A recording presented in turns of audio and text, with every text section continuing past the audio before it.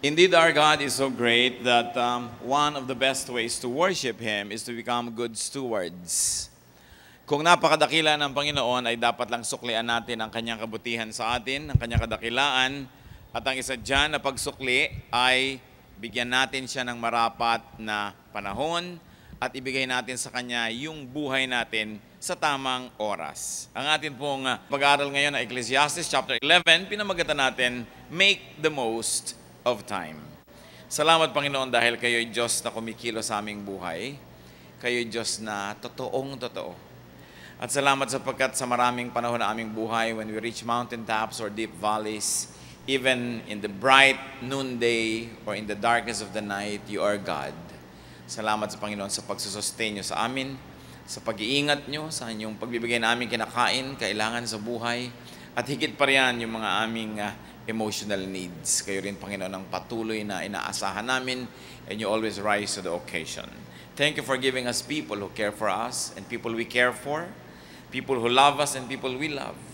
And we thank you, Lord, for allowing us to be fruitful, that we have employment and we can be employers and we can produce good things. Lahat ng ito, Panginoon, mga different details of worshiping you. Because our life is a life of worship and it should be a life of worship. Sa aming paglapit sa iyo, Panginoon, linisin niyo po kami, patawarin niyo kami sa aming mga kasalanan, mga pagdududa, patawarin niyo kami sa aming mga paglabag sa iyong mga utos, patawarin niyo kami, Panginoon, sa mga bahagi ng buhay namin na hindi kayo nadadakila.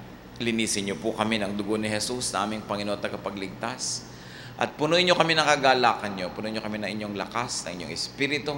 Buksan niyo ang mata namin nang makita namin yung obvious that you are a great God. Buksan niyo ngayon ang aming tainga nang madinig namin ang inyong mensahe. Buksan niyo po ang aming puso na ang inyong salita mag-ugat doon at mamunga sa kapayapaan, sa kabutihan, sa kagandahang loob at sa kabanalan. So may you quiet our hearts, strengthen us, empower us to understand you. Be our preacher. Teach us, Lord. Deliver us, heal us, strengthen us. In the name of your Son, our Lord Jesus, we pray. Ecclesiastes 11, verses 1 to 2. Cast your bread upon the waters, for after many days you will find it again. Give portions to 7, yes, to 8, for you do not know what disaster may come upon the land. Napakagandang payo ng isang napakatalinong tao na si Solomon na sa kanyang old age, nire-review niya yung kanyang buhay sapagkat gagraduate na siya, haharap na siya sa Diyos, at inipon niya ang kanyang mga karunungan na kakaiba ang pagkakaipon dahil siya binigyan ng Diyos ng super talinong isip. At pagkatapos ngayon, towards the end of his earthly life, inipon niya ang kayamanan ng karunungan para pakinabangan ng lahat ng tao, kasama na tayo doon. At ang payo niya tungkol sa panahon, be generous, and someday you will be rewarded. Share what you have with 7 or 8 others, in another way of speaking, because you never know when disaster may strike. So ang isa kanyang matututunan natin sa kanya, be generous. Give to people. Give to as many people as possible. Yung talinghaga na cast your bread upon the waters. Sabi ganun, para kang nagpapakain ng tinapay sa maraming isda sa tubig. Kung gusto nating bigyan ng isa pa uling visual representation yung idea, sabi ganon, kung ano ang inihahagis mo, bumabalik. Kung ano ang ipinapakain mo, papakain din sa'yo. So sabi ganon, tutulungan mo na rin lang ang tao, damihan mo na yung tutulungan. Dahil hindi mo alam. Hindi mo alam kung ano ang darating sa bukas. Future disaster may disable you from giving. So give now. Kung kaya na natin magbigay ngayon and be generous, magbigay na tayo. Hindi tayo sure na bukas meron pa rin tayong kayang ibigay at may kakayanan na magbigay. At pagka dumating na yung bukas, hindi mo na kaya, disabled ka na, wala kang malang naitanim, wala kang malang nagawang mabuti, wala kang nabigyan, sino ngayon ang magbibigay sa iyo, sa iyong pangangailangan? For disaster may turn you into a needy recipient, so spread goodwill now. Anong sinasabi natin dito? Making the most of time. Yun pong tao na maraming kabuhayan, maraming pera, maraming lakas, maraming oras, maraming magagandang bagay na pwedeng i-share sa kapwa, pag hindi siya nag-share sa panahon ng kanyang abundance, sinasayang niya yung abundance. Sinasayang niya yung panahon. Kasi hindi tayo nakakatiyak na lahat ng panahon abundant tayo.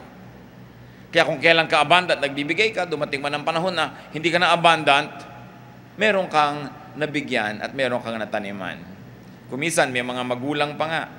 Sa panahon na ang lakas ng kita nila, ang damot-damot sa sariling anak. Pagkatapos yung pala, titigil din silang kumita, hihina, aasa lang sa anak. Wala ka ngayon masyadong mukha na maipakita pagka humihingi ka. O yung mga anak din kumisan, hindi masyadong inspirado magbigay kasi sabi niya, noong araw, ang dami-daming pera niyang si tatay, hindi mo lang tayo binigyan. Pagkatapos ngayon, aasa-asa sa atin. Sayang yung oras. Kaya pag meron kang kayang ibigay mo na. Kung bukas wala ka na, at least nakapagtanim ka sa kapwa. Kung bukas meron ka pa uli, bigay ka pa uli. At kung abutan, nag-graduate ka sa buhay na ito, hindi ka na ngailangan kahit kailan, lalo ka namang pasalamat. So sayang. Sayang yung meron ka, hindi ka nagbibigay. It's a waste of chance, of opportunity, and of time. Ecclesiastes 11:3-4. If clouds are full of water, they pour rain upon the earth. Whether a tree falls to the south or to the north, in the place where it falls, there it will lie. Whoever watches the wind will not plant, and whoever looks at the clouds will not reap. So yun daw, rain clouds, laging babagsak. Kaya pag sobrang tagal na ng tag-init, ng tagtuyot, nag-evaporate na lahat yung tubig, naipon na yun somewhere, lalaglag din yun, uulan din yun, kaya huwag ka masyadong matakot, mainip. Mga El Nino. Luma na yan, nung araw marami ng ganyan, wala lang pangalan. Tsaka hindi sinasensationalize masyado ng press, dyaryo. Ngayon sobrang manakot yung mga newscasters at mga news programs. Pero dati na yan. Pero ang tubig dito sa planeta natin, kahit kailan, not one drop was added or subtracted since creation. Paikot-ikot lang siya. Nag-evaporate, condense siya, bigla siyang lalaglag, ulan, paulit-ulit. So pag ang tagal-tagal lang hindi umulan, siyempre, ang kasunod nun, uulan na. Ano pa ba naman ang mangyayari? Sabing ganon, uulan din yan. At ang puno, pagka nakahilig dyan siya bubuwal. What is the writer saying? The trees always stay wherever they fall. That if you worry about the weather don't plant seeds, you won't harvest a crop. Pag sobra ka naging warrior, pag sobra ka naging always playing safe, you will never take risks, and in agriculture, you will not plant, therefore, you will never harvest. Pag sabi mo, huwag na tayong magtanim, baka hindi umulan. Ngayon, hindi ka nagtanim, tapos biglang umulan, wala kang tanim. Wala kang risk. Yung playing it too safe. Nature will always do its thing. That's what Ecclesiastes is saying. Nature will always run and prevail. And nature will always preordained laws from God. Matutupad at matutupad ang kalooban ng Diyos. Therefore, do not worry too much about the weather. Do not worry too much about the seasons. Kaya lang siyempre, kung ikaw ay agriculturist, kung ang iyong hanap buhay may kinalaman sa mga weather and seasons, mas vulnerable ka. Kaya anong sinasabi? Mag-invest ka ng iba. Kung ikaw ay nagtatanim, huwag sa pagtatanim mo lang iasa ang lahat. Magkaroon ka pa ng ibang industriya. Kasi pag naman nakapagtanim ka na, tapos na yung trabaho, may free time ka na, pwede kang gumawa ng ibang hanap buhay. Kasi hindi mo alam kung alin yung itinanim mo ba o yung extra hanap buhay mo ang pagpapalain ngayong panahon na ito. Pero pag lagi ka nag-aalala, walang mangyayari sa buhay mo. Hindi ka mag-i-invest. People who are always afraid, people who always play it safe will not invest. Therefore, they will not profit. They will never plant. Therefore, they will never harvest. Ganon din sa mga human relationships. Yung takot na takot masaktan, iwas na iwas umibig. So kahit kailan, hindi ka naiibig at hindi ka na rin maiibig because you're playing it too safe. Laging merong konting risk ang buhay. God caused it so that we will always depend on Him, so that we will revere Him and worship Him. Kaya may mga X-factor na hindi mo alam, pero alam natin mga kapatid, alam naman ng Diyos yun. Kahit hindi natin alam niya. Kaya maaari tayong manalangin, humingi ng guidance, at kung sakasakali nagkakamali tayo ng desisyon, ay humingi ng tulong, alam ng Diyos kung ano ang nakalaan sa kinabukasan. So in life, do what you could, and rely on nature to do its part. It may take a while before it rains, pero imposible hindi umulan kahit kailan dahil saan pupunta yung tubig. uulan at uulan syempre. At kung umuulan syempre, mamaya meron uli na namang tag-init kung merong taglamig. Pabalik-balik lang yung seasons. Sino ang masayang tao? Yung nakasakay sa panahon, hindi yung lumalaban sa panahon at lumalaban sa weather or sa climate. Kaya dapat sumasakay ka para magbenepisyo ka dyan. Ecclesiastes 11:5, as you do not know the path of the wind or how the body is formed in a mother's womb, so you cannot understand the work of God, the maker of all things. But now, brothers and sisters, we begin to know how a baby is formed in the womb. We don't know yet completely, but we have an idea. We have better idea now than even the wise people of the old times. Because science and technology now help us understand nature and God better. Hindi kalaban ng science ang Diyos at hindi kalaban ng Diyos ang science. Through science, we can pick at the methodology of God. No? Yung kanyang pamamaraan, kaya ngayon, nadadagdagan yung ating information. We may be better informed, but it doesn't mean that we are wiser. But we can be better informed. Kaya nakikita natin na hindi kailangan pinaglalaban yan, science and faith. Because when you know enough science, lalong titibay ang pananalig mo. Nakikita mo yung disenyo, nakikita mo yung sistema, yung pamamaraan ng lumikha sa atin. Ecclesiastes 11:6. Now sow your seed in the morning, and at evening let not your hands be idle. For you do not know which will succeed, whether this or that, or whether both will do equally well. Yan ang sinasabi natin mga kapatid, yung pagtatanim. Talaga naman pagka ikaw nagtatanim, ikaw ay into agriculture, into fisheries, yung mga ganyang uri ng mga hanapbuhay, masyado kang vulnerable sa panahon. Kaya kuminsan, mas mabilis yumaman yung mga biyahero, yung mga negosyante. Kasi nagtatanim ka, 6 na buwan mong inaalagaan ito, laban sa peste, laban sa ulan, laban sa tubig, laban sa init at tagtagtuyot, laban sa kung ano-ano. Pagkatapos, yung biyahero, binili sa iyo yan ngayon, next week na ibenta na niya. Tapos na, 1 linggo lang na nasa kanya yung risk. Marami na siyang kinita kaysa doon sa magsasaka. Ganon din yung nag-aalaga ng mga hayop. 4, 6 na buwan mong inaalagaan, pero ang yumayaman yung biyahero na naman. Pero hindi natin sinasabi huwag tayo mag-agriculture dahil sino pa ang magtatanim, sino ang mag-aalaga ng mga ganyan. Pero dapat, habang binibigyan ka ng panahon at pagkakataon ng Panginoon, huwag mong iasa doon lahat. Nagtatanim ka, pero kung ikay mananahi, nananahi ka rin. Kung nakakapag-basket weaving ka o nakakapag-negosyo ka, magne-negosyo ka rin. Hindi katulad nung araw, yung mga magsasaka, pagkatanim, wala nang ginawa kundi maghintay na lang ng harvest. Pwede naman ka na maraming gawin sabay-sabay. Kaya ang sabi dito, plant your seeds early in the morning and keep working in the field until dark. In fact, not only that, keep working until the night on other things and other interests because you don't know which might pay off. Sa mga ginagawa mo, ini-investan mo, hindi mo alam kapatid kung alin ang tutubo, kung alin ang magkakaroon ng ganansya, kung alin ang magbo-blossom at magbo-bloom. Kaya dapat marami ka ring ginagawa, hindi lang isa. Keep working and diversify wisely. But don't put all of your eggs in one basket. Tulad nga na isang matandang kasabihan. Katulad, halimbawa, magsasaka ka, inilagay mo na lahat sa magsasaka yung pera mo, hirap mo, pagod mo, tapos biglang bumaha. Paano na? O biglang nagkaroon ng tagtuyot. Dapat may iba ka pa na inaasahan, may iba ka pang skill na dinedevelop, may iba ka pang ginagawa. And you apply that in all aspects of life. You don't put all of your eggs in one basket. Na kung meron kang kumikitang negosyo, hindi ibig sabihin nun, lahat ng kinikita mo, ibabalik mo uli doon para lumaki pa yung negosyo mo. At yung kinita mo, ilalagay mo uli doon para lumaki ng lumaki. Paano biglang naiba ang ihip ng hangin? Biglang bumagsak yung ganong industriya. Bigla halimbawa hindi na uso yung produkto mo, may iba nang lumabas na mas kaakit-akit o mas mabuti sa mga tao, lahat ng pera mo nilagay mo na doon. Kaya kung minsan yung mga yumayaman na biglang nauubos lahat din kasi dilalagay nila lahat sa isang negosyo lang. Or you put all of your eggs in one basket. Para rin isang magulang, marami kang anak, isa lang yung minahal mo, isa lang yung pinag-aral mo, isa lang yung inispoil mo ng inispoil, inilagay mo na sa kanya lahat. Paano kung biglang hindi siya naging mabuti sa'yo? O kaya nawala siya sa equation. Kaya sabi, kailangan marami kang ginagawa. At kumbaga, kung marunong kayong magsungka, kailangan marunong ka magsubi. Alam niyo sa sungka, naglalagay ka doon sa mga butas, tapos may iniuwi ka doon sa bahay mo, na iyon na talaga yon. Kaya kahit marami kang kinikita sa isang negosyo, naglalagay ka ng pera sa labas noon, nag-i-invest ka sa iba o iniipon mo, hindi nakasangkot doon. Para pag bumagsak yon, may natira ka.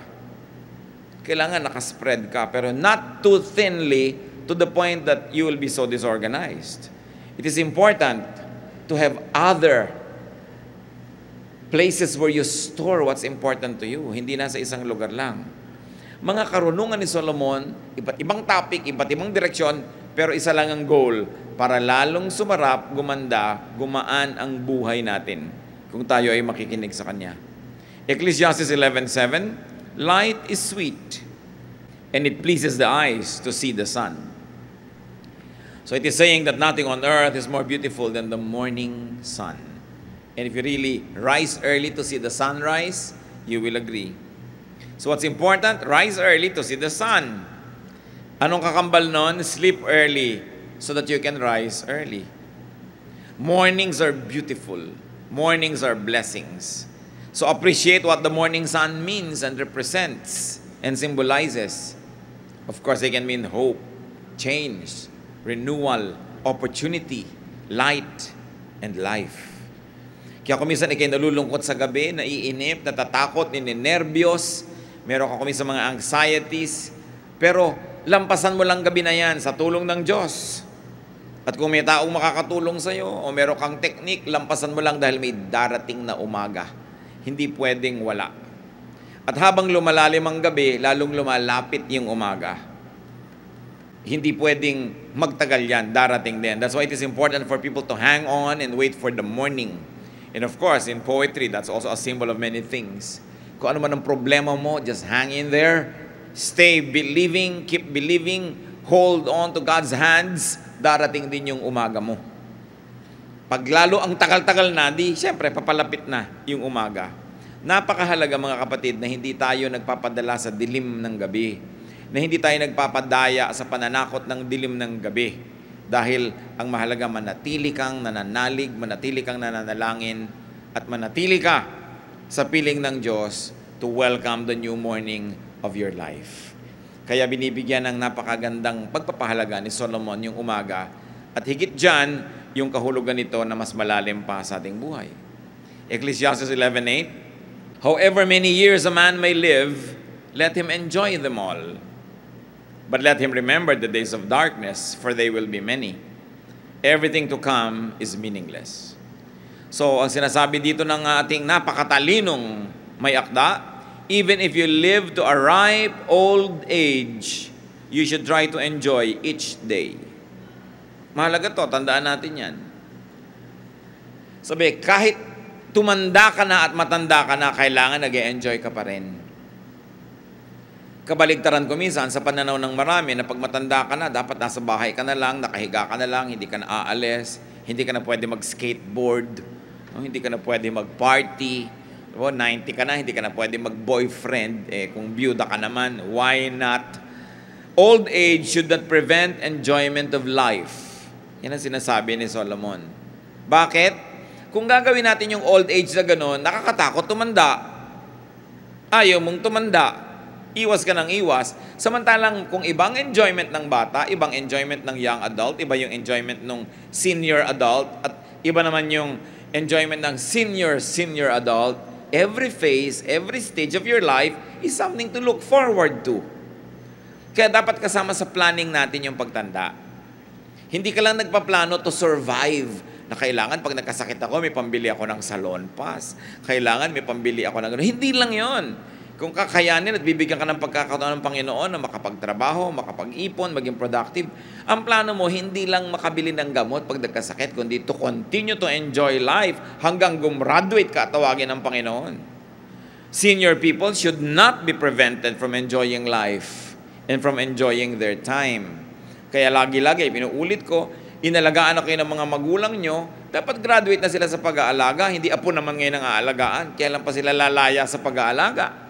Kailan pa sila aakyat halimbawa sa Mount Everest? Kung lagi na lang silang nag-aalaga, kailan pa sila mag-i-skiing? Kailan pa sila mag-i-scuba diving? Kailan pa nila malarana sa mga bagay? Kaya mahalaga mga kapatid, ine-extend natin yung ating youth. Meaning your strength, your health, And very importantly, your youthful attitude. Ang totoo naman yun, nobody grows old beyond 18 in the heart. Minsan nananalamin ka, nagmumukha ka lang matanda, pero ang puso mo lagi naman talagang bata yan eh. At habang bata yung puso mo, lagi kang nananalig, dapat marami ka ring gimmick sa buhay. Hindi puro kaseryosan. Kasi paano ka mag-enjoy kung hindi ka naman lang umaalis, ang tahitahimik mo? But of course, it takes money to be able to do some things. Kaya later on, Solomon also will say that money is the answer for everything. Na napakahalaga nun. Hindi para magmukhang pera tayo, kundi para tayo maging masipag, gumawa ng maraming pera na ipinapamigay, itinutulong at ine-enjoy sa buhay. Remember that life is a gift of God to be enjoyed. It is not a problem to be solved. It is not a phase that you just go through and say, well, I meet my God when my body dies. No. Bakit tayo ini-assign ng Diyos dito sa mundo? Meron tayong dapat gawin bago tayo mag-report sa Kanya. Isa doon, ang mga ipinapagawa niya sa atin ng mga tasks and missions na madali namang malaman kung titingnan mo kung ano yung talent mo na binigay sa'yo ng Diyos, ano yung hilig mo, ano yung galing mo. Ibig sabihin, yun ang papel na gusto ng Diyos sa papelin mo sa buhay. So that you'll become fruitful, you will abound in good works, in goodness, in holiness, you will be a blessing to people, and then you return to God and report on your accomplishment. And what is that accomplishment? That you lived according to God's purpose and design. That you accomplish the mission given to you. And one of the missions given by God to us is to enjoy life. Marami kasi mga religious teaching, puro ginaglamorize ay suffering. Well, meron talagang suffering ang buhay. If you suffer for having to do right instead of enjoying doing wrong, then suffer for doing right. Pero hindi lang suffering ang life, marami siyang enjoyment. At hindi lang enjoyment ang life, marami din siyang duties. Dapat balance. So sabi na niya yung Solomon, well, mag-enjoy ka because there will be many days of loneliness. So pag dumadating ang enjoyments mo, I will enjoy. This is an enjoyable day. Ito yung sinabi ng Panginoon na marami ito, dapat enjoyin. Ngayon, may dumadating na loneliness, sabihin mo, well, sinabi din naman ng Panginoon, may darating. Haharapin ko ito ng buong tatag, titibayan ko ang aking loob, tatatagan ko ang aking pananalig, lalampasan ko ito sa tulong ng Diyos dahil hindi rin naman ito pwede magtagal dahil ang cycles, ang seasons, paikot-ikot talaga. So kahit may malalim na gabi, may umaga rin. Ngayon, kung nag-enjoy ka rin ng umaga, asahan mong may gabi din uli mamaya. Ganun talaga yung buhay. Hindi na yung pinagtatakhan, but you make the most out of it. There will be unenjoyable days that will come, so enjoy whenever you can. There's absolutely nothing wrong with that. So long as you don't steal your enjoyment from another, so long as you don't kill, and you don't do harm to others, and not even to yourself. Kaya ang sabi sa Ecclesiastes 11:9, be happy, young man, while you are young, and let your heart give you joy in the days of your youth. Follow the ways of your heart, in whatever your eyes see. But know that for all these things, God will bring you to judgment.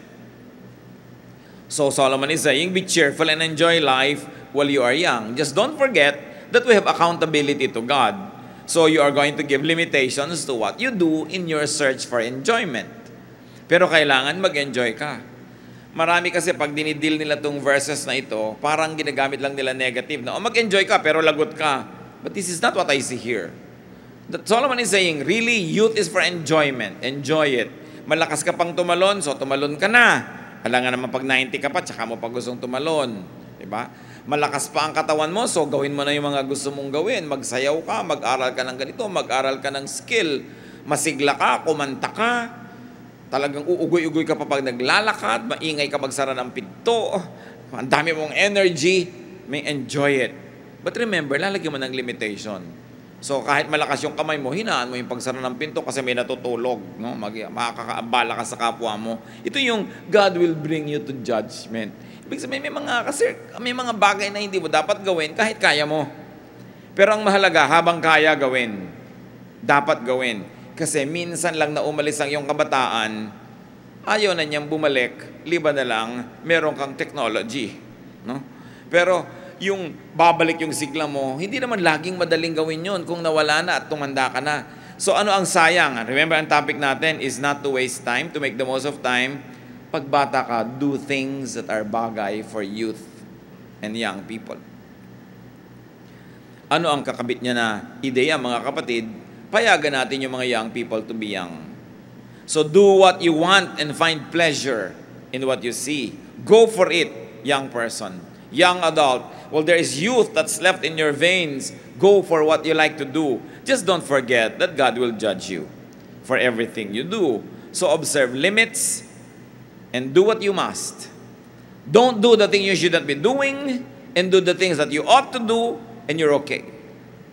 So maximize happiness, but minimize sin and error. Kailangan payagan natin ang mga kabataan na maging bata. Kuminsan, children, we don't permit to be children. We want them to behave like adults. There's plenty of time to be an adult and to remain an adult. So let the children be children. Let the youth be youth because there's plenty of time for them to be seniors. The moment nag-senior citizen na yan, hanggang gumraduate na tumarap sa Diyos, wala nang bawian. So habang young, let them be young. Let us not deprive young people of peculiar joys and pleasures and excitement that only youthful people can enjoy. So kuminsan, one of the gravest crimes we can commit is to rob children of their childhood or to rob young people of their youth. May panahon. At saka yung mga iba pa gusto pang mamatay. Huwag kayong magmadali. There's plenty of time to be dead. No? So, mabuhay muna kayo habang buhay pa kayo. Di ba? Pagka tumawid na tayo doon sa kabila, ang haba noon. No, nasa kabilang buhay ka na. So, habang nandito ka, huwag mong madaling tumawid doon. Nandito ka pa eh. And you become unfaithful to God who gives you space and time here and now if you don't want to enjoy it, if you don't want to live the moment, if you don't want to cherish the day, the minute, the hour, you are being unfaithful to God because it's God's gift to you. Parang yung isang tao, dinala mo sa isang magandang vacation place, tapos ayaw mag-enjoy, gusto umuwi na. Di ba? Wala ka namang kwentang bigyan ng magandang bagay. Naiinis naman yung nagbigay sa'yo nun. Binigyan ka ng regalong bakasyon. Kailan nang uwian? Gusto ko na umuwi. Hindi ko nag-enjoy dito. Ganun yung ayaw mag-enjoy sa buhay. Isa yan na tungkulin, ha? Kung hindi nyo gustong tingnan na pleasure or indulgence, it's our duty to enjoy life. Pag tinignan nyo yung design ng human body, we were designed and wired to have fun. Kaya ka binibigyan ng mata, nakakakita ka pa ng kulay, hugis, movement. Binibigyan ka ng tenga para makarinig ka ng musika, mga boses, mga tunog ng dahon at tubig. Binibigyan ka ng skin so that you can enjoy texture and temperature. Na iba pa yung malamig na tubig pag naliligo ka, kung mainit, at kung maginaw naman, gusto mo warm water, you enjoy all of that. We were created to be very sensual. And there's nothing wrong with that. Akala ng iba, pag sensual sila or sensuous, evil na yun, worldly na. It is God who designed our bodies. And He placed the right nerve endings in the most correct places for you to maximize the enjoyment of the universe. Kaya hindi natin ipinag-apologize kung nag-enjoy tayo. Basta't hindi ka lumalampas sa dapat mong hindi lampasan. At ginagawa mo yung tama, nagiging mabunga ka, mabuti. Enjoyment is part of worship. So be young while young. Sabi sa Ecclesiastes 11:10, so then banish anxiety from your heart and cast off the troubles of your body, for youth and vigor are meaningless. Mawabaliwala ang lahat ng yan kung hindi mo papahalagahan. Yung banish anxiety from your heart, it is almost like a psychiatric prescription. Things that you're anxious about, things that you fear, things that you worry about. Sabi nyo nga nun, palayasin mo sa puso mo ang lahat ng nananakot sa'yo. Kaya sinasabi, the Lord daw drove 7 demons out of Mary Magdalene. Hindi naman siguro laging literal na demon niya na tumatalon papalabas sa kanya. Kundi yung mga demon sa loob ng puso mo, yung mga nervyos, yung mga anxiety, yung mga takot, yung mga kung ano-ano mga phobia, kailangang palayasin mo yan sa buhay mo. Banish anxiety from your heart and cast off the troubles of your body.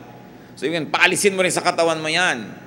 Nag-aalala ka, ninenervyos ka, mag-jogging ka dyan, maglakad ka, mag-swimming ka, tanggalin mo sa katawan mo, ipawis mo yung mga iniisip mo. Kuminsan, kulang ka lang sa pagpawis, kaya marami kang iniisip. No? Mag-exercise ka. O kaya baka sobrang kinakain mo o kulang, kumain ka kung undernourished ka. Kung minsan gutom lang yan. Nakikita nyo, emotional and physical ang dinadrive dito ni Solomon. Sabi, para mag-enjoy ka sa buhay, banish anxiety from your heart. Brothers and sisters, what are your anxieties?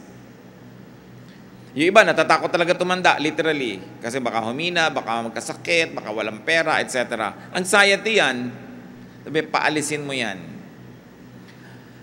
Ang lahat ng bagay na tumatakot sa iyo, nagpapahirap sa iyong loob, nagpapahina ng iyong pananalig, nagpapanerbyo sa iyo, ang nagbibigay sa iyo nun, kapatid, feeling, damdamin. You feel this way, therefore you become afraid, therefore you become anxious, therefore you become like that. But, where does feeling come from? Feeling comes from thinking. Pag iniisip mo, naku, ang asawa ko yata nagtataksil, bigla ka na ngayong nenervyusin. Iinit na ngayon yung tenga mo dito. No? Lalaki na yung ulo mo. Magagalit ka na, bibilis ang pintig ng puso mo. Magkakaroon ka ng anxiety, magkakaroon ka ng mga panic attacks because of your feeling, which was actually given to you by your thought. Pero pag inisip mo sa thought mo, naku, yung asawa ko naghahanap buhay ngayon para uwian ako, siguro mamaya ng ganito. Gumaganda yung feeling mo. Paano mo yun? How do you banish anxiety from your heart? Control your thoughts. Obserbahan nyo kung anong iniisip nyo ang nagiging bunga, pag-aalala, takot, hirap ng loob. Tigilan yung isipin yon. Kailangan pa bang i-memorize yan? Pagka ang iniisip mo, ganito, natatakot ka, naku, may multo yata. Matatakot ka, di isipin mo, may anghel. Maiiba ang iyong pag-iisip. Kaya sabi ni Paul, be changed by the renewing of your mind. It's all in the mind. Pagka ikaw ay lalo yung mga nervyosa, ikaw kasi nag-iisip eh. May kumaluskus lang, meron yatang mamamatay tao sa kabilang kwarto. Malapot na ngayon, natatakot ka na, pero wala naman pala. Kasi inisip mo. Ngayon, kung meron, baka nga meron, dapat alam mo, no? Pero madalas imagination mo. So lalagyan mo ng division, mga kapatid, yung imahinasyon at yung realidad. Pero tatandaan nyo, sa isip, walang division yan. Pag inisip mo, sa loob ng isip mo, yun na ang reality. That's why you can create your reality. Pag gumagawa ka ng realidad mong maganda sa loob ng iyong isip, gumaganda. Pag pinapapangit mo, pumapangit. Ngayon, obserbahan nyo mga kapatid dyan. Napakahalaga to kasi maraming tao itong pinaproblema. Laging may nervyos, may takot, may kaba.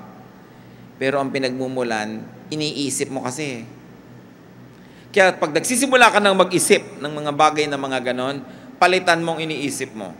Sabi sa Bible, whatever is true, whatever is beautiful, whatever is lovely, think about these things. Isipin mo yung mabuti. Pwede ka naman mag-isip ng pangit, pero pwede ka naman mag-isip ng mabuti. Change topic, change thoughts. Because as you think, you feel. As you feel, you become. So hindi mo dapat sisihin ang iba dyan. Nasa loob ng isip, discipline. So pag mag-uisip ka na naman ng kung ano-ano, magbasa ka. O kaya maligo ka ng malamig na tubig. Sabi ng mga therapist, napakalakas magpaalis ng anxiety ang maligo ng malamig. Yung iba pa ngang sobrang anxious mga kapatid, at saka yung mga drug dependents na nire-rehabilitate ng sarili nating mga rehabilitation programs, experience natin ito, inilulubog sa drum ng malamig na tubig na madaling araw. Ang laking therapy. Papatunayan sa inyo ni Pastor Gami na nag-develop ng system na yan. So kung minsan, paligo lang pala yan. Yung sinasabi lang, init lang yan, ipaligo mo, natatanggal talaga. So pagka meron kang alalahanin, may problema ka, may iniisip ka, palitan mo yung paligid. Palitan mo yung tugtog. Ang tugtog mo pa, tuwing lulubog ang araw. Bakit naman yan? Palitan mo ng sunrise, no? Yung kinakanta mo. Palitan mo yung palabas sa TV, natatakot ka sa mga global warming, kung ano, yung pinapanood mo lagi. No? Palitan mo. You create your reality. Kung hindi ka masaya sa nagiging bunga nun, may kausap ka, tuwing kausap mo siya, nasisiraan ka ng loob, lumulungkot ka, palitan mo ang kausap. Diba? Kung hindi siya magpapalit ng topic, saka na tayo mag-usap. Pag nakakausap kita, lumulungkot ako eh. Diba? Meron naman talaga mga tao, dumadating pala sabi ng mata. Siguro ako, mahirap ito. Lungkot na naman ang dala nito sa akin. So, yung ipapaligid mo, kung kayo alumpihit, hindi kayo makatulog, di mo kayo matulog, bumangon kayo. Kung may garden kayo, maglakad kayo sa garden. Kung wala kayong garden, maglakad kayo sa kalsada. Gumawa kayo basta ng paraan. Diba? Change the environment, change what you see, change what you hear. Magpalit kayo ng mga kulay ng inyong kortina. Pasayahin nyo inyong sarili, maiiba yan. Kasi ang timpla man sa kaldero, maglagay ka ng ibang timpla na iba yung lasa, di ba? So kung hindi kayo masaya sa timpla ng buhay nyo, ibahin nyo yung mga ingredients. Banish anxiety from your heart. Cast off the troubles of your body. Nakukuha yan sa pagpapawis, sa exercise, sa paggising ng tama. Sabi nila, pag natutulog ka ng less than 6 hours lagi, lugi ka, masama. Pero pag natutulog ka ng more than 8, masama din. Kung minsan yung iba, overtulog, kaya pala depressed. Yung iba naman, kulang sa tulog, kaya laging anxious, itimplahin mo yung katawan mo. Because we are also chemistry. Kailangan gumagawa ka ng paraan. Pinapasigla mo ang iyong sarili. Pag naobserbahan mo na sa ganitong oras ng 24 hours, sa oras na yun, malungkot ka, umimbento ka ng activity sa oras na yun. Lilipas din yun eh. Pag tapos na yun, di tapos na. You have to do something. But you cannot live in sadness. You cannot live in loneliness. Hindi mo pwedeng gawin na yung buhay mo mahirap, mabigat. Kasi hindi yan ang gusto ng Diyos para sa'yo. God wants you happy. God wants you saved. God wants you prosperous. But Satan wants to destroy you. That's why you should never listen. As the Lord cast out demons, pag inanalyze mo sa New Testament yung maraming cases, yung mga demons na yon, may mga totoong demon, pero merong mga, yung demon na iniimbento mo sa sarili mo. Kaya, because the Lord was loving, maraming mga tao na kulang sa love, nung sumama sa kanyang grupo, they were freed. Their demons were cast out because they were loved. At alam nyo, pinaka-napaka mabisa na pangpagaling ng lahat ng uri ng sakit ng ating puso, isip, pag-ibig. So love, be loved. Kaya tayo mga kapatid, we should be more loving. We should be more caring. Kasi kung minsan yung taong nasa tabi mo, yung kamag-anak mo, yung nanay mo, hindi mo alam, nagdurusak.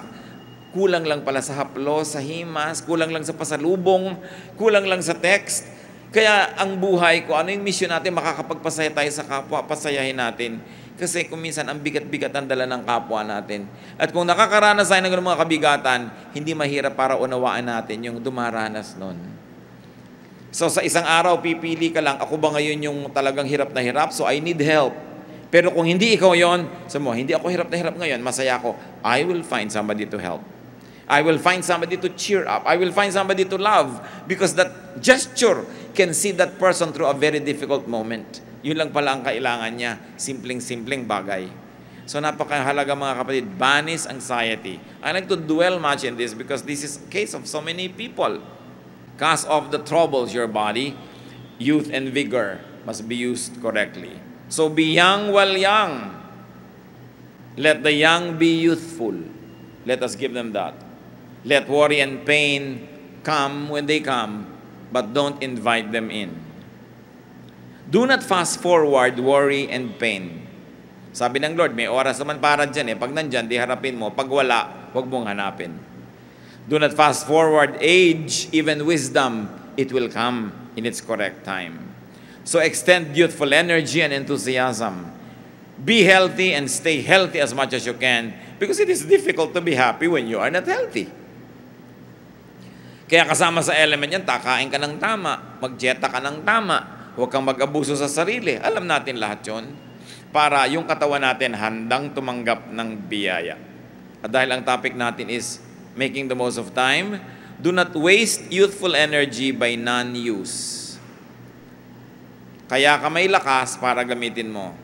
So, get involved with many youthful activities. They are part of your very great privilege from God. Make the most of time. Live to the fullest. Life is a gift. So allow people also to enjoy the gift that God gives them. And very importantly, be a gift to others. Na dahil sa atin may sumasaya, may gumagaan, mayroong gumagaling, mayroong nahahango sa hirap. And then when God finally calls you home, report with gladness, report with thanksgiving, and bring your fruits at the feet of God and glorify Him. Remember, every day of life is meant to be a blessing. Position yourself correctly so you can be blessed and you can be an agent of blessing to other people. Salamat, Panginoon, dahil kayo Diyos sa maibigin. Teach us to banish anxiety from our hearts. Teach us to cast off troubles from our bodies. Ituro mo sa aming disiplinahin na aming pag-iisip. Huwag kaming masyadong magsentimiento, magdamdam, magkimkim ng mga sama ng loob at mga hinanakit, ng mga galit at pagkapuot na nagpapahirap sa amin. Turuan mo kaming harapin ng mga problema namin. Kasama kayo, kaya naming harapin ang lahat. Ituro mo sa amin, Panginoon, at tamasahin ang lahat at lasapin ang sarap ng buhay. At kung dumadating yung hirap, harapin din namin ito because both of this you allow to happen in our lives. Therefore, you have a purpose. Gabi at araw galing sa inyo, lamig at init galing sa inyo. Tanggapin namin ang pinapayagan yung dumating sa aming buhay. Manalig kami ng ganap sa inyo. Magpakabanal kami sa harap ng lahat ng uri ng pagsubok at maging mapagpasalamat kami sa mga pagpapala. Ituro mo sa amin, Panginoon, kung paano palalong ang buhay pagagaanin. I like to pray for people na meron kayo laging nagiging alalahanin. Minsan, ninenervyos, kuminsan natatakot, kuminsan nahihirapan ng loob, may mga pangamba, nababagabag, nababalisa. Hihingi tayo sa Panginoon ng kapayapaan, hihingi tayo ng pagpapagaling, matapos nating pag-isipan kung anong participation natin, bakit ba dumarating yan. Nais kong humingi ngayon ng awa at nakapangyarihan sa Diyos para sa lahat ng mga madalas ay naguguluhan, kulang yung peace of mind, o kaya nalulungkot, naiinip, feeling isolated or alone, challenged. Our Lord is a physician of the body, of the spirit, of the mind. Alam niya ang lahat ng ating iniisip. Sabi sa Biblia, bago mo pa man isipin, alam na ng Diyos. Alam niya ang mga gumugulo sa atin. Subalit hindi niya tayo pinanghihimasukan dahil binigyan niya tayo ng free will. So if your free will is the reason why thoughts cross your mind and why thoughts linger in your minds and why thoughts affect your emotion, then you've got to bring your thoughts and your thought patterns to Jesus. Ama naming Diyos sa langit, sa pamamagitan ng iyong anak na si Jesus, aming tagapagligtas, aming Panginoon, masdan mo yung mga anak, dala-dala, mga bagabag, alalahanin, mga problema, kinakatakutan, pangamba. Lord, these things have no right to disturb us because of the wounds and the blood of Jesus. Alam namin ang lahat ng mga sugat na ito, alalahanin, dinala na ng Panginoon sa bundok ng Kalbaryo. At noong ang kanyang katawan ay namatay para sa amin, kasama itong napako sa krus.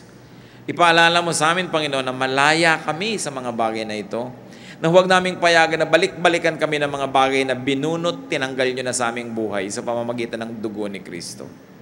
Ipaalala nyo sa amin kung sino kami, mga anak ng kaliwanagan, anak ng kapangyarihan, anak mo o Diyos na buhay, na hindi bagay sa amin ang madaya, hindi bagay sa amin ang manatili sa lungkot o hirap ng loob o takot because Jesus has triumphed over death. So we declare this freedom and we declare this healing and we declare the power of the risen Christ over our lives. Inaangkin namin, O Diyos, ang iyong kapangyarihan. Inaangkin namin, tinatanggap ang iyong pagpapagaling, pagpapalakas. Pawiin mo ang aming mga alalahanin. You help us banish anxiety from our hearts with the power of the blood of Jesus. With the power of the Holy Spirit, infill us and empower us so we can be strong and we can be happy and fruitful and good to one another. Nawa, Panginoon, sa pagtayo ng iyong mga anak, igawad mo ang iyong mayamang bendisyon, hawakan mo ang aming puso, ang aming katawan, ang aming isip, ang aming ulo, at basbasan niyo po kami. Tumatanggap kami ngayon na iyong pagpapala, O Diyos, na nanalig kaming narito kayo ngayon, nagpapagaling ng aming mga emosyon, nagpapagaling ng aming isip, nagpapatalino sa amin, suwalit lalong nagdadagdag ng aming pananalig sa iyo. Palitan mo ang mga bagabag, palitan mo ang mga pagkakaba, ang mga pag-iisip ng kapayapaan. Pag ang mga anak mong ito hihiga para matulog, bigyan mo, Panginoon, ng himbing sa pagtulog. Kung kakain ay bigyan mo ng gana para kumain. Kung nagtatrabaho, bigyan mo ng lakas and concentration so we can be fruitful. At kung kami man ay malayo sa mga mahal namin sa buhay, kayo, Panginoon, you transcend space and time. And through you, we can embrace loved ones who are far away because you embrace us both. Niyayakap mo kami, hinahawakan mo yung kamay at niyayakap mo rin ang mga mahal namin sa buhay na malayo. Kaya kung kami pare-parehong nasa iyo, na pag-iisa kami sa Espiritu. Natatawid namin ang mga dagat, natatawid namin ang mga bundok, na pag-iisa kami dahil isa kami sa iyo. O Diyos, nasa lilim kami ng iisang bubong ng iyong langit at lahat kami na pag-iisa ng iyong pag-ibig. Turuan mo kaming maalala yon. Turuan mo ang iyong mga anak na laging maalala kung sino kayo, na sa lalim man ng gabi o sa madaling araw o sa tanghaling tapat o sa hapon, nandun kayo, Diyos ng lahat ng panahon. Ituro mo sa amin, Lord, to be watchful that our thoughts will not deceive us, that we will watch what we think of, and we will surrender every thought captive to the name of your Son, Jesus, and that you will declare freedom to your people, and you declare healing, and you declare empowerment and joy and peace to your people. People of the Lord, receive from God what you're asking from Him. Makipag-usap kayo sa Panginoon at hingin nyo ang gusto nyong hingin sa Kanya. Ipinangako niya, siya ay tumutugon sa panalangin, siya ay nakikinig sa ating mga dalangin, at nais niya tayo magkaroon ng kapayapaan. Jesus came so that we might have life and have it abundantly. Give your life to Jesus and accept that power right now so that the power of God may rest in you and you will be empowered. Patuloy tayong magbulay-bulay sa kahalagahan ng ating panalangin. Pagbulay-bulayan natin ang pag-iisip natin kung alin doon ang mga dapat iwaksi, paraan ng pag-iisip, mga pagdududa, ibigay natin lahat sa Panginoon. In silence, let's stay in the presence of the Lord.